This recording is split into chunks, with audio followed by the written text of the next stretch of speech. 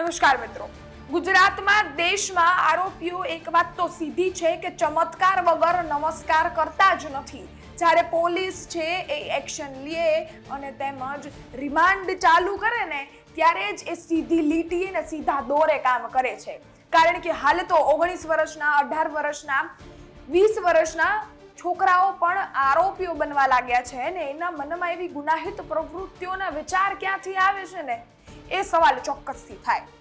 પણ આજની ઘટના તો એવી છે જે ઘટનાને સાંભળતા મને પણ કદાચ મારા પણ રૂવાળા ઊભા થઈ જશે અને સાથે જ તમને પણ સાંભળતા સવાલ ચોક્કસથી ઊભા થશે કે આ દીકરીઓને શું એટલી પણ હોળ નહીં રહી હોય કે એ લોકો શું કરી રહ્યા છે અને સાથે જ એ છોકરાઓ છે એ એમની સાથે શું કરવાનો પ્રયત્ન કરી રહ્યા છે.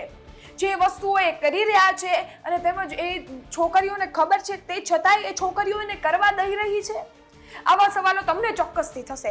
આ ઘટના એક દીકરી તરીકે વાત કરવી એ ખૂબ શર્મજનક છે ને સાથે જ સોશિયલ મીડિયા છે એનો સદઉપયોગ કેમ કરવો અને તેમજ સોશિયલ મીડિયાના દુરુપયોગથી લોકો કેટલી મજા લેતા હોય છે આ બધાની વાત આજની ક્રાઇમ સ્ટોરીમાં. નમસ્કાર, ગુજરાત તક સાથે હું જ્યોતિકા.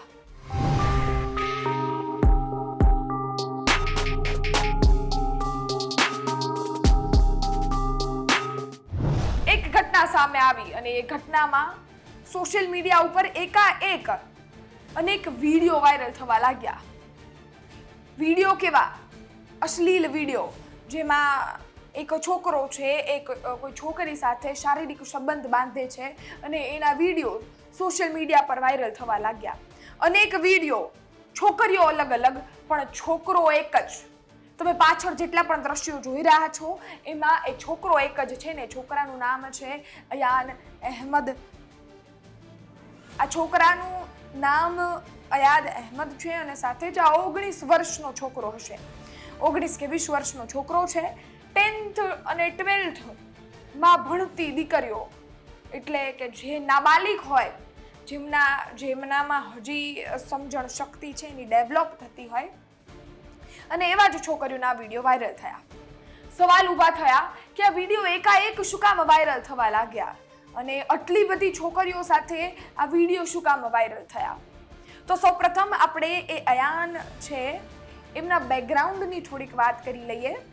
તો એ એક પાર્ટી છે જેમનું તમને પણ ખબર હશે, AIMIM પાર્ટી છે, જેમના મુખ્ય જે છે ઉસુદ્દીન ઓવૈસી છે અને તેમજ એમની પાર્ટીમાં સોશિયલ મીડિયા હેન્ડલિંગ કરતો હતો. સોશિયલ મીડિયા હેન્ડલિંગ એટલે પાર્ટીના નેતાઓના ફોટા છે, કોઈ પણ વસ્તુઓના પ્રચાર હોય એ બધું સોશિયલ મીડિયા પર એ હેન્ડલ કરતો હતો. અને એમાંથી એ હેન્ડલિંગ કરતા એને મગજમાં શું ચાલ્યું કે એને આ બધા જ વિડીયો સોશિયલ મીડિયા પર શું કામ મૂક્યા. અને આ દીકરીઓ છે એમને પણ ખબર હતી કે અમારા વિડીયો બની રહ્યા છે, તે છતાંય આ દીકરીઓ એને પરમિશન શું કામ આપી એ સવાલ થાય. તો એક વાત કરું કે આ દીકરીઓ બધી જ 10th અને 12th સ્ટાન્ડર્ડ અરાઉન્ડ હશે, એટલે કે 18-19 વર્ષની બધી દીકરીઓ હશે, નાબાલિગ દીકરીઓ છે. અને તેમજ આ દીકરીઓ છે એમને પૈસાની ઝાડ આપવામાં આવે છે, હું પ્રેમ કરું છું, એટલી મીઠી મીઠી વાતો કરવામાં આવે છે કે આ દીકરીઓ છે એ એના પ્રેમ ઝાડમાં ફસાઈ જાય છે. અને આ દીકરીઓ પ્રેમ ઝાડમાં તો ફસાઈ જાય છે, પરંતુ આ દીકરીઓની સાથે પહેલા ફ્રેન્ડશિપ કરે છે, પછી વાત કરવાનો પ્રયત્ન કરે છે અને ત્યારબાદ એમની સાથે શારીરિક સંબંધો બાંધે છે. શારીરિક સંબંધો તો બાંધે જ છે, પરંતુ એવું કહે છે કે મારે આપણા બંનેની આ યાદોને વિડીયો દ્વારા કેદ કરવી છે અને એવી રીતે વિડીયોઝ બનાવે છે. સૌપ્રથમ તો એ દીકરીઓ છે એમને જ સવાલ થવો જોઈએ, એમને સવાલ ચોક્કસથી એક થવો જોઈએ કે મને પ્રેમ કરતો માણસ શું આવા વિડીયોઝ કેદ કરશે? ન કરે. આ દીકરીઓને પણ સમજણ હોવી જોઈએ. આ દીકરીઓ છે એમને વિચાર શક્તિ ત્યારે ક્યાં ગઈ હતી કે એ બધાએ આ વિડીયો રેકોર્ડ કરવા દીધા. અને આમાં એનો એક ફ્રેન્ડ હતો, એનું નામ છે ઉજેર. એમાં ને આયાનની વચ્ચે એક કોમ્પિટિશન ચાલતી કે કોણ જાજી અમીર છોકરીઓને લઈ આવે. અમીર છોકરીઓ, જી ટ્વિસ્ટ સામે આવ્યો ને તમને પણ સવાલ થાય કેમ અમીર છોકરીઓ જ કારણ કે આ લોકો આ રીતે વિડીયો બનાવતા અને તેમજ એ દીકરીઓને વિડીયો બતાવીને પછી બ્લેકમેલ કરતા કે અમને પૈસા આપો, મોંઘી મોંઘી ગિફ્ટ આપો, અથવા તો અમે તમારા સોશિયલ મીડિયા પર વિડીયો વાયરલ કરી દેશું. આ રીતની આખી જે ગેમ ચાલી રહી હતી એ ચાલી રહી હતી. અને આ બંનેની વચ્ચે એક કોમ્પિટિશન હોડ ચાલી રહી હતી કે કોણ સૌથી અમીર છોકરીને લાવે અને તેમજ એ છોકરી છે એમનો વિડીયો બનાવે અને મતલબ કોણ સૌથી જાજા પૈસા લાવી શકે છે. આ એક ધંધો બનાવી દીધો તો એ લોકોએ. અને તમને આંકડો સાંભળીને કદાચ શોક લાગશે, 350 કરતા વધારે છોકરીઓ એની સાથે આ શારીરિક સંબંધના વિડીયો વાયરલ થયા છે. અને ત્યારબાદ પોલીસ એક્શનમાં આવી છે. પોલીસે એક્શન્સ લીધા છે. સમગ્ર બાબતે એમની કાર્યવાહી ચાલી રહી છે. એટલે જ મેં કીધું કે આવા લોકો ચમત્કાર વગર નમસ્કાર નથી કરતા. જે છોકરાઓને અત્યારે ભણવાનું હોય, જે છોકરાઓને એનું કરિયર કરવાનું હોય, એ છોકરાઓ અત્યારે આ બધી જ વસ્તુઓમાં ચાલી રહ્યા છે. અને આ વિડીયો શું કામ વાયરલ થયા? કારણ કે પૈસા તો આપી જ દેતા હતા, એટલે વિડીયો વાયરલ થવાનો તો સવાલ જ નથી હોતા.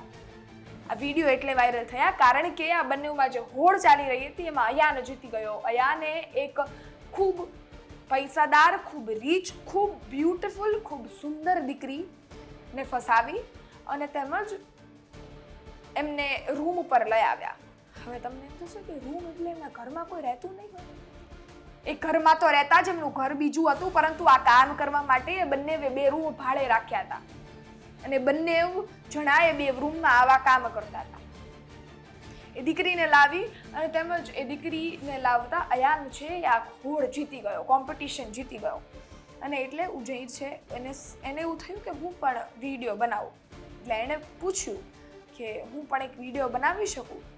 એટલે અયાને ના પાડી કે ના. અને બંનેઓમાંથી બોલાચાલી થઈ. ઓલાએ એવું કહ્યું કે મને વિડીયો નહીં બનાવવા દે તો હું તારા વિડીયો સોશિયલ મીડિયા પર વાયરલ કરી દઈશ. અને આણે ન જ કરવા દીધા અને સોશિયલ મીડિયા પર વાયરલ પણ કર્યા. ધીરે ધીરે આ દીકરીઓ ભણતી તેના ક્લાસમેટ સુધી વિડીયો ગયા અને તેમજ આખા સોશિયલ મીડિયા પર આ વિડીયોઝ ખૂબ વાયરલ થયા. અને તેમજ ત્યારબાદ આ સોશિયલ મીડિયા પર વિડીયો વાયરલ થતા આ બંનેઓને તો ફેમ મળવા લાગી એવું લાગ્યું. એટલે આ ભાઈ છે જે એને પણ એવું થયું કે મારી પાસે પણ વિડીયોઝ તો છે જ ઉજેરના, હું પણ સોશિયલ મીડિયા પર વાયરલ કરીશ. એટલે એણે પણ વિડીયો વાયરલ કરવાના ચાલુ કરી દીધા. વિડીયોઝ વાયરલ થયા. એ દીકરીઓ હાલ પણ સ્વીકારવા તૈયાર નથી, એ લોકો નિવેદન આપવા તૈયાર નથી કે અમારી સાથે આ વસ્તુ ઘટી છે. પરંતુ આ બંને જે છોકરાઓ છે એમની ઉપર પોક્સો જેવા ગંભીર ગુનાહ દાખલ કરવામાં આવ્યા છે અને પોલીસે કાર્યવાહી ચાલુ કરી છે. એક સવાલ થાય, આ ઘટના તો હતી, દુઃખદ ઘટના છે, પોલીસ કાર્યવાહી કરી પણ રહી છે, પરંતુ આ ખાલી ને ખાલી એ છોકરાઓ નહીં, એ છોકરીઓનો પણ વાંક છે જેને ખબર હોવા છતાં પણ એ લોકો આવા વિડીયો બનાવવા દઈ રહ્યા હતા. એવી તો શું એ લોકોના મનમાં પ્રેમની ઝાડ લાગી ગઈ હતી કે એ લોકો આવા વિડીયોઝ બનાવવા દેતા હતા. અને બીજી વસ્તુ, સોશિયલ મીડિયા પર ગમે એ કન્ટેન્ટ થાય એટલે તરત શેર કરવું ખૂબ અગત્યનું હોય છે. કેમ? લોકો માટે તો ખૂબ અગત્યનું હોય જ છે એવું લાગે છે. અરે કદાચ આપણે આવો વિડીયો જોઈએ તો સોશિયલ મીડિયા પરથી ડિલીટ કેમ નથી કરતા? આપણે કેમ એને તરત વોટ્સએપ કે ફેસબુક કે ઇન્સ્ટાગ્રામ કે કોઈ જ પણ સોશિયલ મીડિયા પ્લેટફોર્મ પર વાયરલ કરવા લાગીએ છીએ? શું કામ? એવું એકવાર પણ વિચાર આવે કે કદાચ આની જગ્યાએ આપણા ઘરની કોઈ મહિલાના વિડીયો આ રીતે વાયરલ થાય તો આપણે કે તમે કે હું કે કઈ પરિસ્થિતિમાંથી જઈએ? તેમનો પરિવાર, એ દીકરીઓ કઈ પરિસ્થિતિમાંથી જતી હશે? અરે ઘણી બધી વેબસાઇટો છે, આવું બધું જોવું હોય તો એમાંથી જોવો ને. આ દીકરીઓ આ ફૂડ જેવી બાળિકાઓથી ભૂલ થઈ તો સોશિયલ મીડિયા પર આપણે એને કોમેન્ટ, શેર, લાઈક કેમ કરીએ છીએ? આપણે ત્યાંથી એને ડિલીટ કરીને એક સારા દેશવાસી, એક ગુજરાતની સારી જનતા તરીકે, એક દેશની સારી જનતા તરીકેનું નામ કેમ ફરજ નથી ભજવી શકતા? એ પણ સવાલ થાય. જ્યાં સુધી આવી ઘટનાઓ સામે આવશે ને, આમાં પોલીસ ગમે એટલી કામગીરી કરશે, પોલીસ ગમે એટલા ચમત્કાર બતાવશે, પરંતુ જ્યાં સુધી દેશના લોકોની માનસિકતા નહીં બદલાય ને ત્યાં સુધી દેશના કે ગુજરાતના વિકાસમાં કે પરિસ્થિતિમાં કોઈ જ ફેરફાર નહીં આવે. જ્યાં સુધી તમે તમારી માનસિકતા નહીં ફેરવો, જ્યાં સુધી તમે કઈ વસ્તુમાં પોતાની જાતને રાખીને નહીં જોવો અને એની પહેલા એક્શન લેતા પહેલા નહીં વિચારો, ત્યાં સુધી પોલીસ ગમે એટલું કામ કરશે, પોલીસની કાર્યવાહી કંઈ જ કંઈ જ નહીં કરી શકે. ગુજરાતમાં કે દેશની પરિસ્થિતિમાં કોઈ જ ફેરફાર નહીં લાવી શકે. આ ઘટના ખૂબ દુઃખદ છે. આ ઘટનામાં એ દીકરીઓ જે હજી ભણી રહી હતી, એ દીકરીઓ જે એના સપના જોઈ રહી હતી, એમનું જીવન કદાચ, એમના જીવનમાં કદાચ આ ખૂબ મોટો ડાઘ છે. એમના જીવનમાં કદાચ આ ખૂબ મોટું એવું સ્પીડ બ્રેકર હશે જેને ક્રોસ કરવું એમની માટે ખૂબ અઘરું હશે. આવી ઘટનાઓથી શીખ લેવી જોઈએ. એ દીકરીઓને પણ સજાગ થવું જોઈએ. એ દીકરીઓને પણ કદાચ એમની બુદ્ધિ, એમની ભાન, એમની સમજણ શક્તિ બધાને એક્ટિવ કરી દેવી જોઈએ કે આપણે ક્યાં, કેટલું ને કઈ રીતે કયા એક્શન્સ લેવા જોઈએ. ખેર, પોલીસ કામગીરી કરી રહી છે, કાર્યવાહી કરી રહી છે. આ કેસના તમામ અપડેટ તમારા સુધી પહોંચાડવાનો પ્રયત્ન કરશું. પરંતુ આવતીકાલે મળીશું 9 વાગે ક્રાઇમ સ્ટોરી સાથે. ત્યાં સુધી ધ્યાન રાખો, સજાગ રહો, સુરક્ષિત રહો. ધન્યવાદ.